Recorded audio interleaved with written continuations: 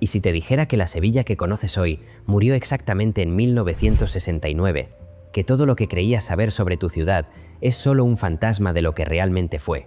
Hay 15 recuerdos enterrados en el polvo del tiempo que nadie se atreve a contar porque revelan una verdad incómoda sobre quiénes éramos realmente los sevillanos cuando nadie nos miraba. La Sevilla de 1960 tenía un deseo imposible. Quería ser moderna sin dejar de ser ella misma. Quería electricidad en cada esquina, pero mantener las velas en las ventanas de Semana Santa. Quería progreso, pero con olor a azahar. Y ese deseo contradictorio está grabado en cada uno de estos 15 recuerdos que vas a escuchar ahora mismo. El olor a pan recién horneado de la panadería Ochoa en la calle Feria a las 5 de la madrugada. Pero no era solo pan. Era el olor de las madres que salían en bata a hacer cola antes del amanecer porque el pan de las 6 ya no quedaba para las 8. Era el olor del hambre disfrazado de rutina. Los niños esperábamos con la bolsa de tela en la mano y contábamos las monedas de 5 céntimos que nos habían dado. Si perdías una moneda en el camino, no había pan. Así de simple, así de brutal. Esa moneda podía caer por una alcantarilla y significar que tu familia desayunaba sin pan ese día. No había segundas oportunidades. No había crédito. No había fiado para niños de 6 años con las manos temblorosas de frío en pleno invierno. Y ese olor a pan se mezclaba con otro olor que llegaba desde el río, donde las mujeres ya estaban trabajando antes de que saliera el sol. Las lavanderas del Guadalquivir. Sí, en pleno 1960 todavía había mujeres lavando ropa en el río, no porque fuera pintoresco ni tradicional, porque no tenían agua corriente en sus casas de Triana. Se arrodillaban sobre las piedras con las manos agrietadas por el jabón de sosa y cantaban para no pensar en el dolor de las rodillas. Sus voces se mezclaban con el sonido del agua y creaban una melodía que la ciudad prefería ignorar mientras presumía de sus nuevos edificios en la Avenida de la Constitución. Canciones que hablaban de amores perdidos y de hijos que se fueron a trabajar a Barcelona y nunca volvieron. Canciones que contenían toda la historia oral de Triana en cada verso. Y esas mismas manos agrietadas lavaban la ropa de señoritas que nunca habían puesto un pie en el río pero que exigían que sus enaguas quedaran impecables. Esas mismas manos que después subían al tranvía para volver a casa dejando un rastro de agua y jabón en los asientos de madera. Los tranvías verdes cruzaban la ciudad como serpientes de metal oxidado. El tranvía número 7 que iba desde la Plaza Nueva hasta el cementerio de San Fernando. La gente lo llamaba el tranvía de los muertos porque era el que tomaban las familias para ir a los entierros. Los domingos por la mañana ibas al cementerio como quien va al mercado. Era parte de la rutina semanal. Los niños corríamos entre las tumbas jugando al escondite, mientras los adultos hablaban con sus difuntos como si estuvieran tomando café en una terraza. Contaban chismes, pedían consejo, compartían secretos que no se atrevían a decir a los vivos. La muerte no daba miedo. La muerte era una vecina más del barrio que solo se había mudado a una calle diferente. Y después del cementerio la gente bajaba del tranvía sudando por el calor del mediodía e iba al cine a ver películas americanas que escondían secretos entre líneas. El Cine Pathé, en la calle San Eloy. Las butacas rojas de terciopelo gastado donde se declaraban amores furtivos durante las películas de Sara Montiel. Pero lo que nadie cuenta es que en los entreactos vendían cacahuetes en cucuruchos de papel de periódico. Y si te fijabas en las noticias impresas en ese papel mientras comías, leías cosas que no salían en la prensa oficial. Rumores de huelgas en las fábricas del Polígono Sur. Nombres de desaparecidos que las familias buscaban desesperadamente. Precios reales del mercado negro que el gobierno negaba que existiera. El cine era más que entretenimiento. Era un buzón clandestino de información prohibida envuelto en cáscaras de cacahuete. La gente compartía los cucuruchos. Leían las noticias en voz baja. Se las pasaban de mano en mano como quien pasa contrabando. Y mientras la gente leía esas verdades ocultas en la oscuridad de la sala en la calle, sierpes de al lado estaban demoliendo palacios del siglo XVIII para construir el futuro. ¿Reconoces tu Sevilla en esto? Porque si no la reconoces es que nunca supiste realmente dónde vivías.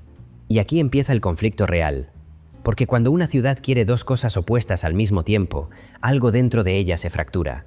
Y esa fractura tiene nombre, tiene olor, tiene sabor, tiene memoria. La Sevilla de 1960 no podía mantener ese equilibrio imposible entre tradición y progreso. Algo tenía que romperse. La demolición de la Casa de las Sirenas en la calle Sierpes. un palacio del siglo XVIII con frescos en los techos y una fuente de mármol en el patio central. Lo tiraron en 3 días para construir un banco que prometía modernidad y progreso. La gente salió a protestar con pancartas hechas a mano que decían «Salvemos nuestra historia», pero la policía los dispersó en 10 minutos con golpes de porra y amenazas de cárcel. Nadie fue detenido por demoler un palacio histórico. Nadie pagó multa por destruir patrimonio. El banco se construyó en 6 meses y la ciudad fingió que la Casa de las Sirenas nunca existió. Borraron su nombre de los mapas, eliminaron las fotografías de los archivos municipales. Ese fue el primer aviso de que algo fundamental estaba muriendo en el alma de Sevilla. Y poco después, como si el universo quisiera castigar esa arrogancia, el río recordó su poder y se levantó contra la ciudad con una furia que nadie había visto antes. Las riadas de marzo. Cuando el Guadalquivir se salió de su cauce y inundó Triana hasta las ventanas del primer piso, el agua marrón y turbia arrastraba muebles de madera, muñecas de trapo, fotografías en sepia, memorias de vidas enteras. La gente subía a los tejados con lo que podía cargar en brazos. Los niños lloraban, las madres gritaban, los padres ataban cuerdas a las chimeneas, los vecinos se ayudaban con cuerdas improvisadas y escaleras de mano pasando de tejado en tejado como si la ciudad se hubiera convertido en un pueblo de las montañas. No llegaron helicópteros de rescate. No hubo equipos de emergencia con chalecos naranjas. No salió en los noticieros nacionales. Fue Sevilla, salvándose a sí misma, con las manos desnudas, mientras el resto de España miraba para otro lado, porque Triana siempre fue el barrio pobre que nadie quería recordar. Y cuando bajó el agua 3 días después, la gente volvió a sus casas destruidas y al mercado negro a conseguir lo que necesitaban para reconstruir sus vidas sin esperar ayuda de nadie. El mercado negro del jueves en el Baratillo, un mercadillo ilegal donde se vendía de todo lo que no podías encontrar en las tiendas oficiales: tabaco americano de contrabando, medias de nylon que llegaban de Gibraltar, discos de Elvis Presley y Chuck Berry escondidos bajo mantas viejas y llenas de agujeros. Los guardias hacían la vista gorda a cambio de su tajada semanal. Todo el mundo sabía dónde estaba el mercado. Todo el mundo sabía cuándo abría. Pero nadie decía nada oficialmente. Era el pacto silencioso de una ciudad que necesitaba sobrevivir a su propia miseria con algo de dignidad intacta. Y ese pacto no escrito era el verdadero cemento que mantenía unida la ciudad. No las leyes que nadie respetaba, no las autoridades que nadie temía, sino los acuerdos tácitos entre personas que entendían que la supervivencia requiere flexibilidad moral, que a veces hay que mirar para otro lado, como la fuente del patio de los Naranjos que nunca funcionaba pero que los niños llenaban para mantener las apariencias. Dime la verdad, ¿alguna vez escuchaste estas historias en las guías turísticas? La fuente del patio de los Naranjos que nunca funcionaba. Durante 7 años estuvo completamente seca porque no había presupuesto para arreglar las tuberías rotas que se habían congelado un invierno. Pero en verano, cuando llegaban turistas extranjeros con cámaras fotográficas, los niños del barrio llenaban cubos de agua en sus casas y la vertían en la fuente para fingir que funcionaba. Corrían de sus casas a la fuente cargando cubos que pesaban más que ellos mismos. Vertían el agua rápidamente antes de que los turistas se fueran. Era un teatro absurdo coordinado en silencio. Una mentira colectiva perfectamente orquestada para mantener la ilusión de que todo iba bien cuando todo iba mal. Nadie les pagaba a esos niños, nadie se lo pedía. Simplemente lo hacían porque sentían vergüenza de que los extranjeros vieran la fuente seca y pensaran que Sevilla era pobre. Y mientras fingían con el agua en el patio de los Naranjos, los costaleros se preparaban en sus hermandades para cargar su propio peso en dolor durante la Semana Santa. Las procesiones de Semana Santa, pero no las que salen en las postales turísticas. Las procesiones de madrugada, donde los costaleros cargaban los pasos descalzos sobre calles de adoquines helados que cortaban como cuchillos. Los pies sangraban, dejando rastros rojos sobre la piedra. El sudor se mezclaba con las lágrimas y nadie sabía si llorabas de dolor físico o de algo más profundo. No era fe lo que movía a esos hombres. Era penitencia real por pecados que nadie confesaba en voz alta, pero que todos cargaban en el pecho. Pecados de sobrevivir, pecados de mirar para otro lado, pecados de hacer lo que fuera necesario para que tu familia comiera. Era dolor convertido en ritual para que tuviera algún tipo de sentido en un mundo que no tenía ninguno. Y ese mismo dolor agudo, punzante e insoportable lo sentías después en la silla del dentista cuando las pinzas oxidadas te arrancaban las muelas sin anestesia. El dentista del Arenal, que trabajaba sin anestesia porque la anestesia era un lujo que costaba más que el salario semanal de una familia.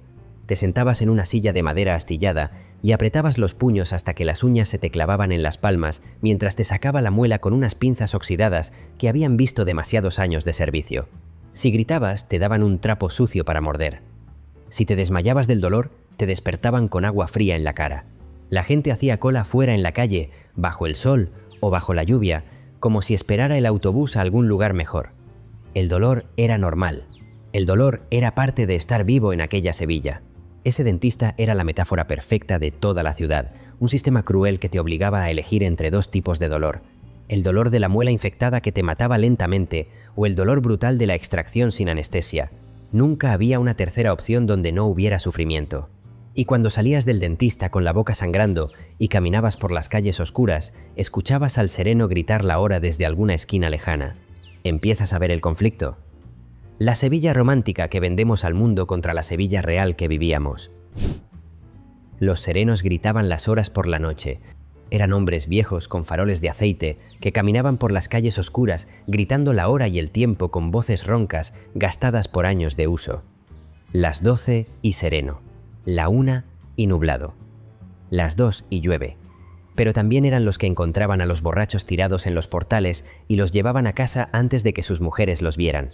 Los que avisaban cuando alguien estaba enfermo y necesitaba un médico urgentemente, los que conocían todos los secretos de cada casa porque los escuchaban a través de las ventanas abiertas en las noches calurosas de verano cuando era imposible dormir. Eran los guardianes no oficiales de una ciudad que vivía en la oscuridad literal y metafórica. Y cuando digo oscuridad, no solo hablo de la falta de alumbrado público, hablo de la oscuridad moral de una sociedad que funcionaba con códigos no escritos. Los serenos veían todo y no decían nada. Ese era su trabajo sagrado, ver sin decir, saber sin juzgar. Como la cola del agua, donde todos veían las injusticias, pero nadie juzgaba porque mañana podía ser tú el que necesitaba pasar primero. La cola del agua en la Alameda de Hércules. Una fuente pública donde las familias llenaban garrafas porque no había agua corriente en sus casas. La cola empezaba a las 5 de la tarde y terminaba a medianoche. La gente esperaba con paciencia infinita. Charlaban, intercambiaban recetas, compartían cigarrillos. La escasez creaba comunidad, pero había algo más. Había jerarquía, había favoritismos. Había gente que pagaba a otros para que les guardaran el sitio. La solidaridad convivía con la mezquindad, el altruismo con el egoísmo. Todo junto, todo revuelto, todo verdadero. Y en esa cola se hablaba de la última corrida antes del cierre. Y entonces llegamos al punto sin retorno, al momento donde la tensión alcanzó su máxima expresión, al instante preciso donde Sevilla tuvo que decidir qué tipo de ciudad quería ser. La última corrida de toros en la Real Maestranza, antes de que cerraran por reformas en 1967, el torero era Curro Romero. El toro se llamaba Joselito, pero lo que nadie recuerda es que después de la faena, un niño saltó al ruedo y le dio una flor a Curro. Ese niño era huérfano del barrio de San Bernardo. La flor la había robado del cementerio esa misma mañana. Curro la cogió y la puso en su montera. En la fotografía oficial se ve la flor, pero nadie preguntó de dónde salió. Era una metáfora perfecta, belleza robada de la muerte para celebrar la vida, como el último baile que iba a cerrar una era. El último baile en el casino de la Exposición antes de que lo convirtieran en dependencias municipales. Las mujeres llevaban vestidos que habían heredado de sus madres. Los hombres bailaban con zapatos que habían sido resolados 5 veces. La orquesta tocaba boleros hasta el amanecer. Cuando terminó la última canción, nadie se fue. Se quedaron ahí parados en silencio, mirándose unos a otros, sabiendo que algo acababa de morir para siempre. Ese silencio es el recuerdo más importante de esa noche, porque en ese silencio había un reconocimiento colectivo de pérdida, un duelo por algo que ni siquiera tenía nombre, pero que todos sentían. Las parejas se abrazaron, algunos lloraron, y bajo esa luz moribunda salieron hacia una calle que ya no era la misma, y en esa calle seguía corriendo el mismo niño de siempre.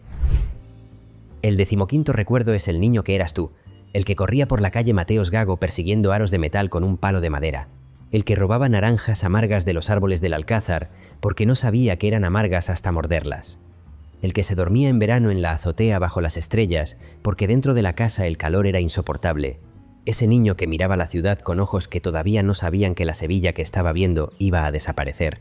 Esa es la superación final. Entender que los recuerdos no son del pasado, son del futuro.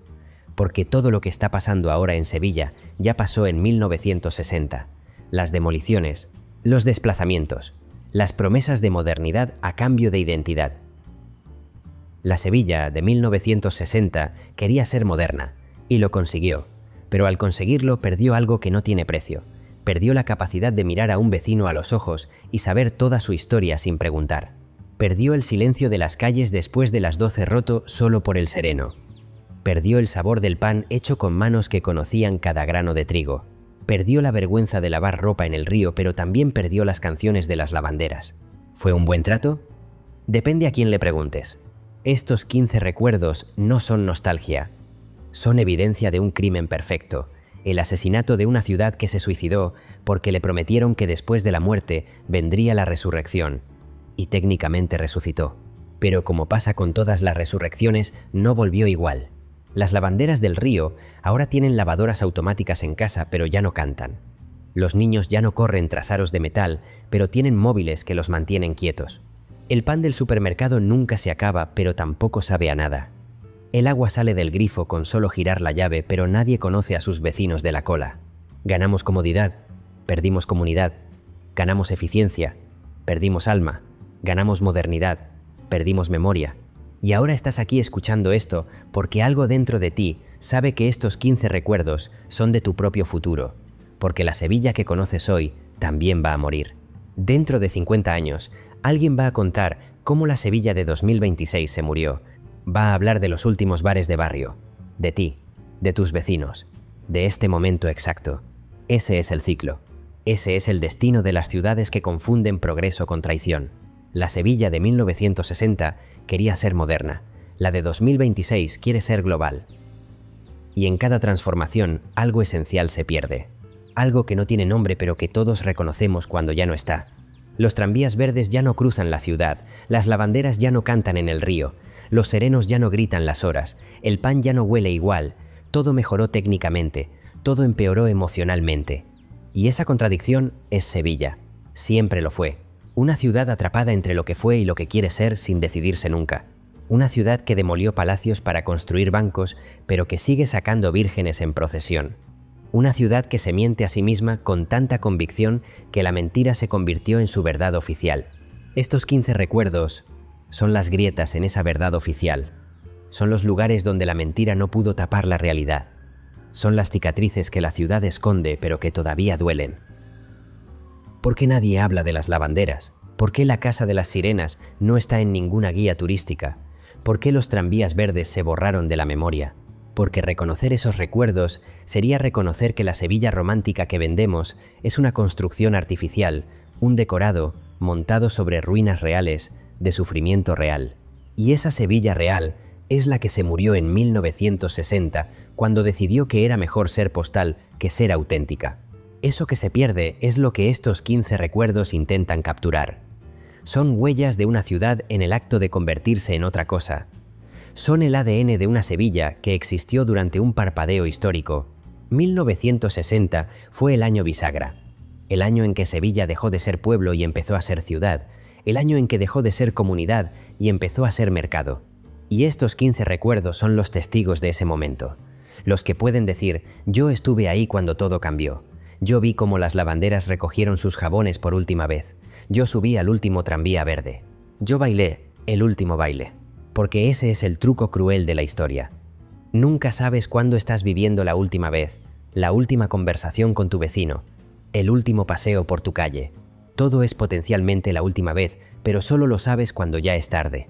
La Sevilla de 1960 no sabía que era la última Sevilla auténtica. Si lo hubiera sabido, tal vez habría luchado más. Tal vez habría salvado la Casa de las Sirenas. Tal vez habría mantenido los tranvías, pero no lo sabía. Y por eso estos 15 recuerdos son todo lo que queda. 15 fragmentos de una ciudad completa. 15 piezas de un rompecabezas. 15 momentos congelados. No son los recuerdos más importantes. Probablemente ni siquiera son los más exactos porque la memoria es tramposa. Pero son reales. Tan reales como las manos agrietadas de las lavanderas. Tan reales como el dolor de las muelas sin anestesia. Tan reales como el hambre en la cola del pan. Y si son reales, entonces importan. porque importar significa haber existido y haber dejado marca en alguien lo suficientemente loco como para contarlo 50 años después. Pero ya está contado, ya está en el mundo, ya no puede borrarse. Estos 15 recuerdos ahora son tuyos. Haz con ellos lo que quieras.